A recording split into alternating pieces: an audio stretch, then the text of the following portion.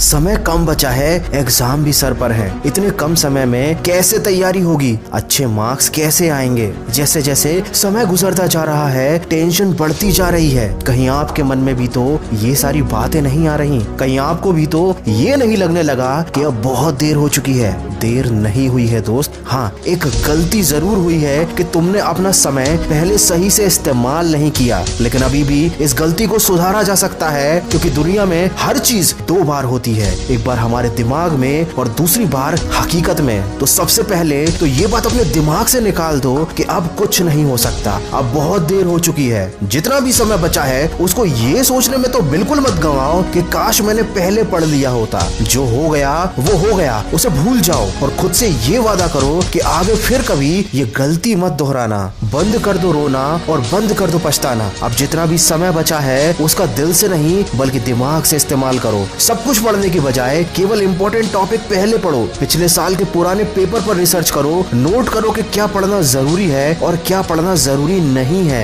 और syllabus wise उन papers को सॉल्व करो। दूसरों को देखकर अपने टारगेट सेट मत करो, ना ही इस बात पर ध्यान दो कि किसने कितना पढ़ लिया। आपको बस एक बात क्लियर होनी चाहिए कि आपको कितना पढ़ना था और आपने कितना पढ़ लिया। अगर पढ़ते समय नींद आए तो 5 मिनट के लिए घर की छत पर टहलने चले जाना और अपनी किताब जरूर साथ में ले जाना। मैं 100% गारंटी देता हूँ कि नींद भाग जाएगी। आप जिस भी टॉपिक पर कंफ्यूज हो रहे हैं उसको टिक करके अलग रख लीजिए। जब आपकी पढ़ाई खत्म हो जाए तो इस टॉपिक को इंटरनेट पर या अपने किसी बड़े भाई बहन या दोस्त से पूछ लीजिए, लेकिन उस टॉपिक के बारे में सोच सोच कर अपना टाइम बिल्कुल भी खराब ना करें। एग्जाम हॉल में जाने से पहले अपने किसी भी दोस्त से किसी भी टॉपिक को लेकर डिस्कस ना करें, ना ही खुद को जज करें, क्योंकि यहाँ आपका कॉन्फिडेंस लेवल गिर सकता है या आप कंफ्यूज भी हो सकते हैं। जैसे मोबाइल पर गेम खेलते समय जब तक गेम कंप्लीट नहीं हो जाता सारा ध्यान, सारी इच्छा शक्ति और सारा फोकस उसी गेम पर रहता है, वैसे ही ध्यान और वैसे ही फोकस अब पढ़ाई में लगाना है। चाहे नींद आए या तूफान आ जाए, नजरें किताब से हटनी नहीं चाहिए। लाखों में एक बंदा IAS बनता है, हजारों में एक बंदा